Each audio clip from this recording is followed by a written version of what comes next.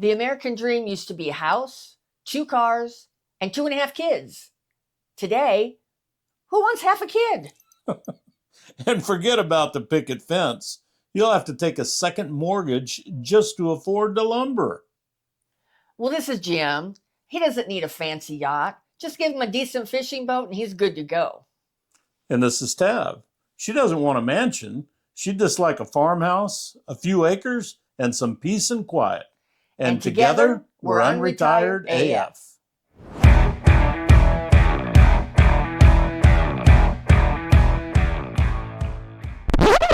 Well, hello and welcome to today's episode of the Unretired AF podcast, the podcast created especially for the over 60 rabble rouser crowd.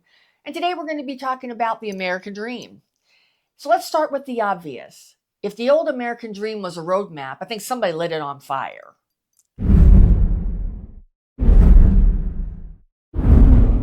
I mean, I think the roadmap for like our parents' generation and for previous generations is different than what we have now. I mean, it just doesn't fit anymore. No. It used to be you get a good job when you were young, you'd work that job, 30 years, whatever, until you retired.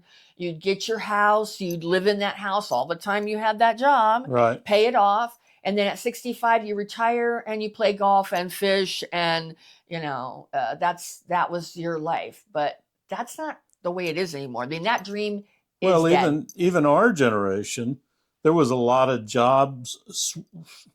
I'm going to call it job hopping, Right. for going for the better gig. Right. And I was in the oil and gas industry at that time, and it was kind of commonplace. Yeah. You went to who was paying the most Well, money. and I think that's a lot of people. And then they say people in our generation also are switching their careers, and they'll have 2 or even 3 careers in totally different fields. So Right. it's not like they're like the old days, they would start in one career Right. and stay in that same field the Yeah. whole time. So today, I think it's all about health. Yeah. It's No about shit. time Right. and freedom. Yeah. The Yeah. dream has been replaced with options. Right. And we're the director of that dream. Right. And we can make that dream however we want because we've got the whole world as our option. Right. So there are no hard rules anymore. Well, that's true. And I think, honestly, we got to be realistic. I mean, everything's changing and we just got to adapt to it. Sure. And figure out what we want to get out of it. And I think trying to stick that square peg in the round hole is just not going to work anymore. It's just going to cause a lot of more frustration. So, so if the old dream is gone, what's taking its place?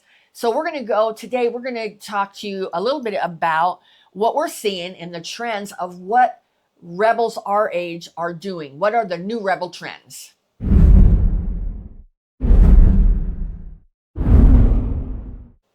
All right, these are the people that are wanting to create memories. They don't really care about collecting, having a house full of stuff. They're wanting to collect memories. They don't want mansions. A lot of times they're in houses that are too big and they don't even want to be in them. They'd rather get out of them. So these are the folks that we see in our generation who are traveling.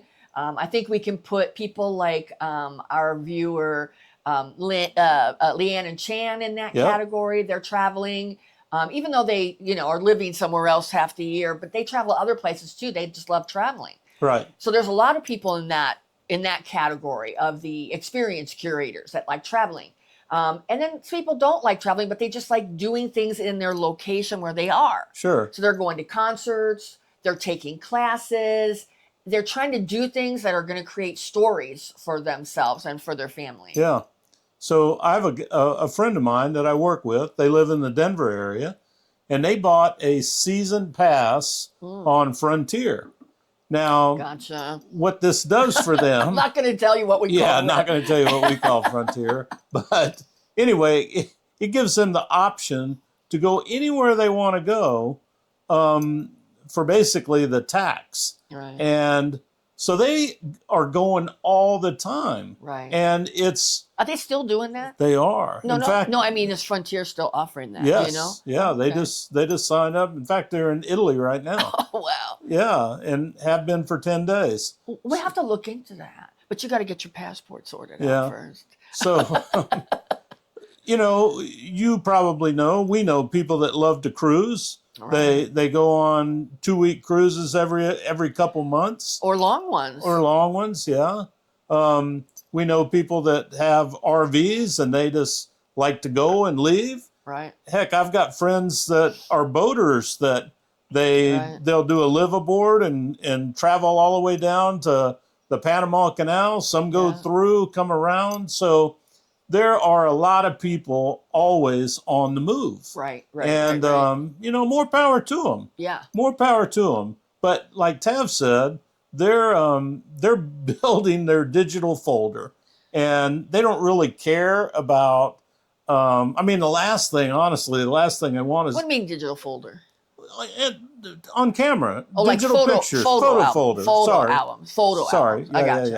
Okay. They don't care about. In fact, they despise having to have stuff in a garage because that means they're probably not able to park a car or something in it. So everybody has their own gig. There are people though that have just decided that they want to see the world and capture it one picture at a time. Well, exactly. And they see that, they want experiences. And I think a lot of younger people are in that category too, not just people. I mean, obviously there's people in our generation that are doing it, but I think that it's really more the rule than the exception in the younger generation. Yeah, probably. You know, and maybe there's a lot of people that are doing that. I mean, I think people are doing it out of necessity, but I think a lot of people are doing it out of choice. I think, you know, there's a variety of reasons people would choose that, don't you think? Sure.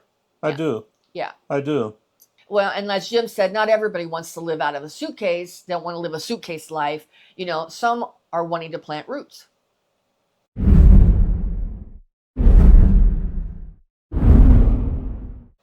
Well, the community weavers, these are the folks that are people oriented. I can't really relate to that, but I know there's a lot of people that are. I have family members that are like that. I mean, they're the folks that are the local legends. Everybody knows them in town, or at least a lot of people know them. Oh, stop. Everybody around us knows you because you're always baking good stuff for them. They know me because I am the smoke master. Who takes them the baked goods? Not me. You take them. I bake it. I want to be like generous, but I don't really want to talk to people. So Jim's the more of this one. So that is true. You kind of fit in this one slightly, because you barbecue and smoke shit on the smoker, and you're taking it around to the same people that you're taking cookies. They appreciate it and stuff that I do. So yes, so that's another motivation. The community weavers, they are the people that organize the block parties. They're the people that have the Christmas parties. They're the ones that decorate their house up for all the holiday time. And, you know, they're the ones that go into bingo. They're the ones that are organizing everything. They like being in groups. They like we talked about in other episodes, you know, you've got people like me who, when I spend time with groups of people, I feel sort of drained from it and I need to go home and be alone and recharge. Whereas other people, they recharge being with people. Right. And so you just got to decide what you are. I'm not a community weaver, but I recognize that there are a lot of people out there that are. You're kind of like that, I think. Kind of. Not all. No. But you're kind of in this one. I'll be around a select group of people. But I'm getting to where I don't like big crowds at all.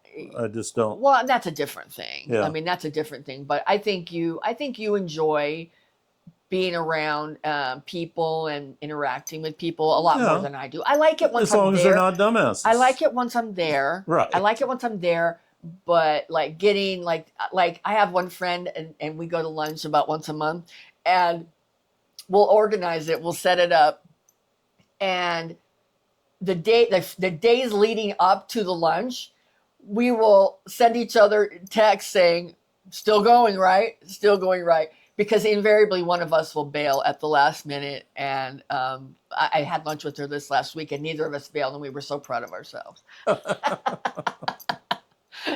Because she's just like me. So anyway, all right. These are the people where their currency is connections, right? Yeah. And their wealth is their social setting. Right. And they feel like they always have to be around people. Not that they always have to be in control, but they always want to be around people. Right. These are the kind of people that are big networkers. Yeah. Like they're the ones you call. if you need a recommendation for anything. Right. Because they know they know everybody, and they know the good ones and the bad ones, Right. and they're going to give you good advice on stuff. So you need those people in your network. Yeah. I mean, none of these are good or bad. They're just how you are, how Yeah. people are, Yeah. We participate in community every Wednesday. We do. We do. We do. We But do. what's great about you have to ask, how do we participate in community? We do. For those of us who've been around a while know that we do on Wednesday nights, we do a pub trivia quiz night at a local pub, Irish pub. And the thing I love about it, there's a room full of people that I don't have to talk to, just my team. Oh, I like that. I can have the illusion of socializing in a bigger setting, but I'm really just talking to my team. I think the smallest we've had is been 4. 4. And the largest is 12 on our team. Yeah. We've had the whole table. It's a hoot, man. We love it. We give each other a hard time, and it's a lot of fun. Yeah. A lot of fun. That's the kind of community I like. Yeah, it's fun. Yeah. But we aren't interacting with people, that we don't know, because that would be weird for me. I don't like doing that. Yeah. Anyway, of course, some don't want community at all. No. Like No. We won't name names. They want independence. I wonder who that could be. Yeah.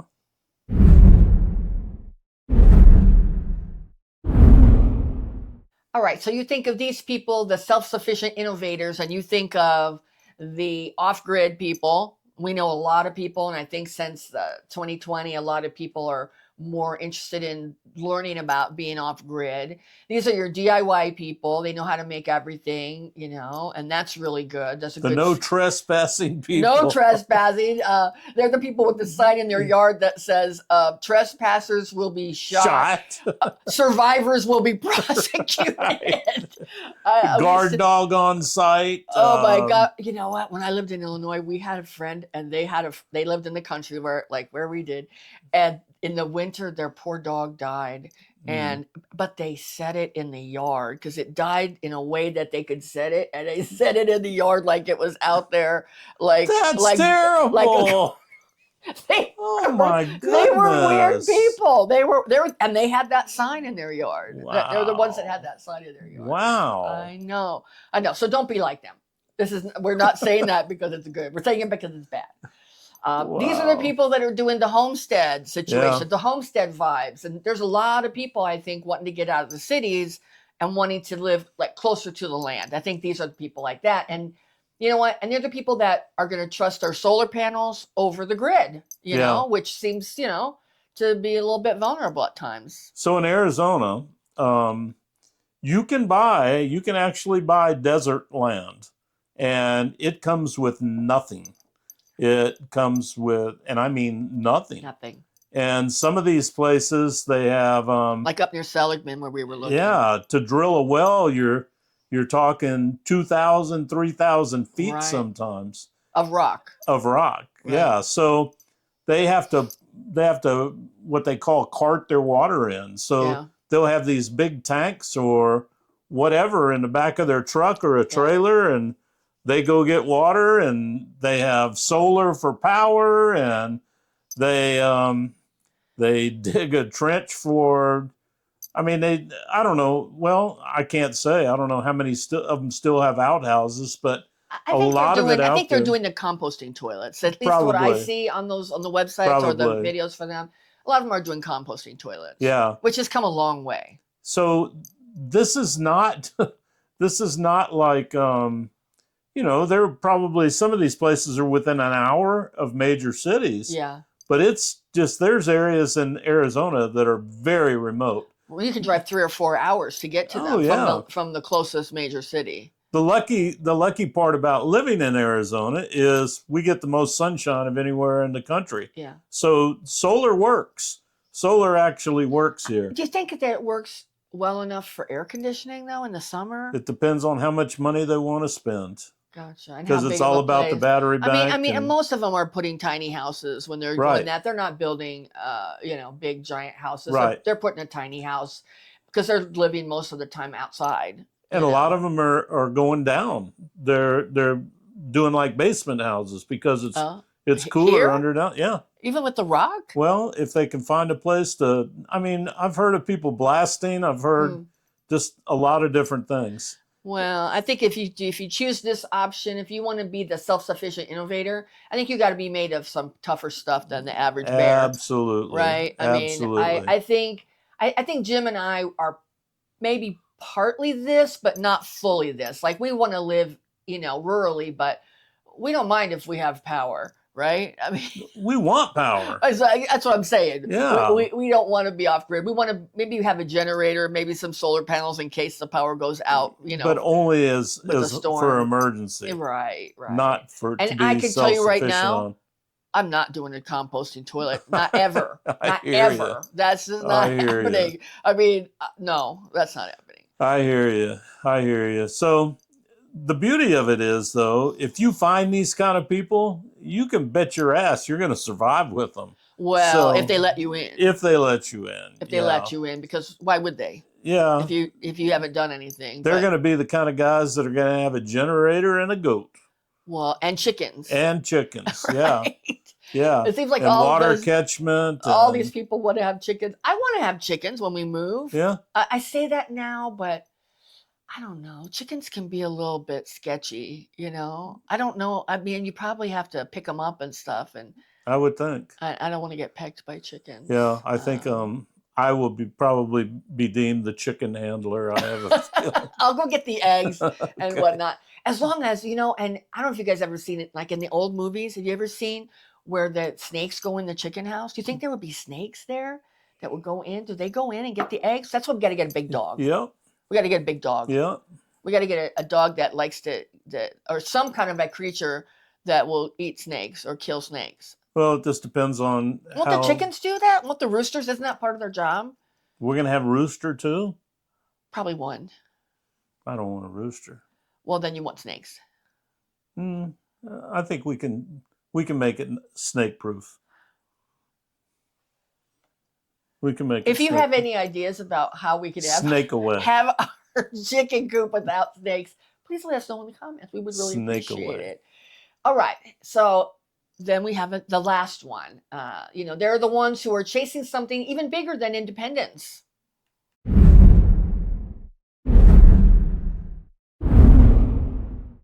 All right. So these are the folks that are all about legacy and not luxury or acquiring crap or even having experiences for themselves or even being self-sufficient. Yeah. They derive their purpose or whatever, sense of purpose, I guess is a better way to say it. Their sense of purpose from volunteering or for doing something that is leaving the world in a better place. I mean, they want their time on earth here to matter to their family, to their friends, and actually for, the next generation.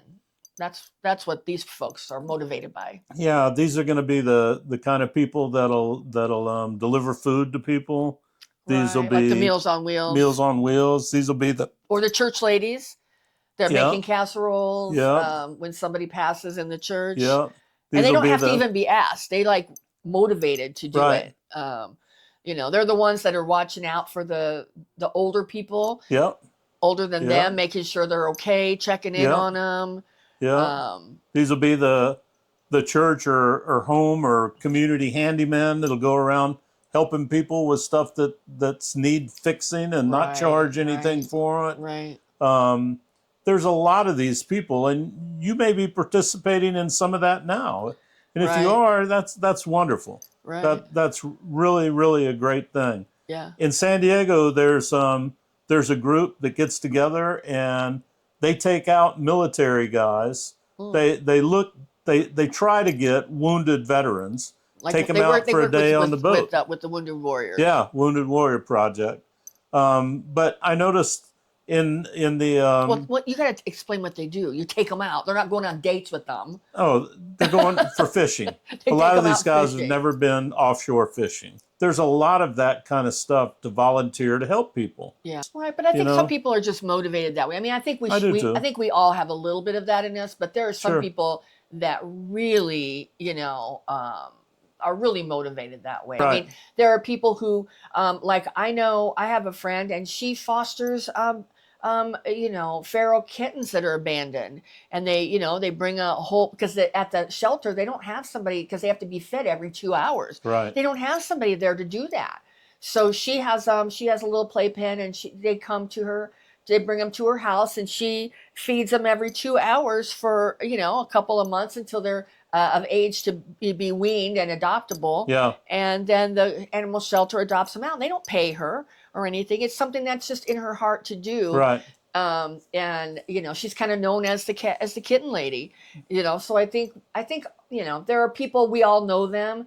We aren't all like that. No. But I think we all know people that are like that. That's their identity. I guess their purpose is to Sure. do these kinds of things. Well, I have contractor friends that donate to Habitat for Humanity. Right. I have roofer friends that really kind of look for older people that know that they're in a bind, and they'll give them a free roof. Yeah. There are very giving people out there. Yeah. And not all contractors are bad, I promise. Right. Even though they get a bad rap, there are some very, very giving people in this world.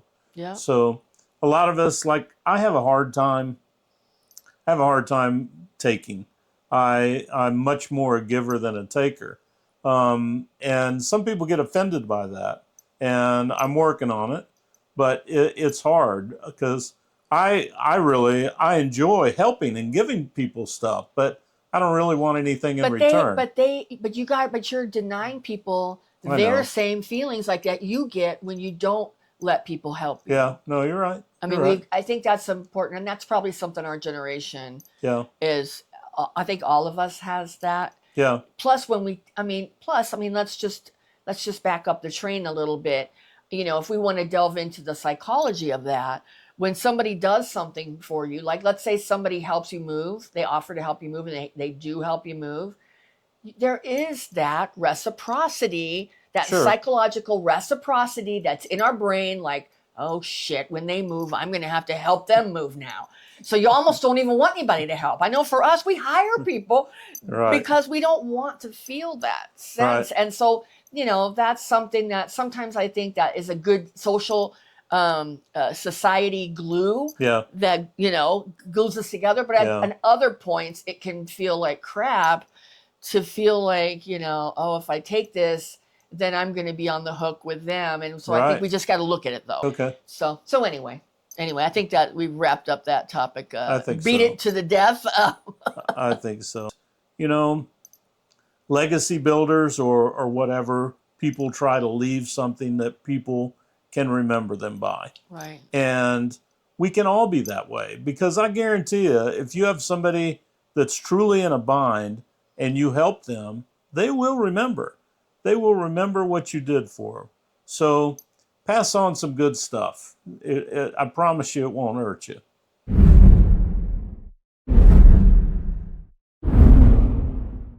So the takeaway from this episode is that even though the American dream, the way that we understand it and the way we were sort of taught, even though that's fading, there's a lot of other options of ways that you can find the American dream for yourself.